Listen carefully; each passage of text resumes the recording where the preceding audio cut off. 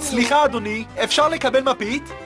כמובן, אדון יקר, ובפעם הבאה תרגיש חופשי לגשת. זה בטח משפיל לבקש מהצד השני של החדר. למי אני מקדיש את החתימה הזאת? לקסקסים שבזנב שלי. אני אקח בעצמי. קסקסים. בבקשה, חמודי.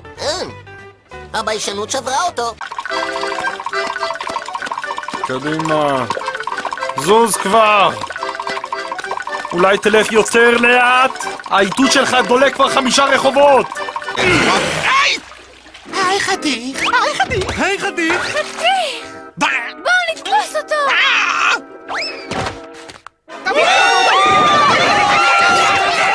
כאן גלדופלר עם התחזית. בדיוק כפי שחזיתי, סופות הרעמים החמורות האלה עברו לדרום מזרח העיר, ואני מבטיח לכם שיהיה רק חם ומגניב כל השבוע.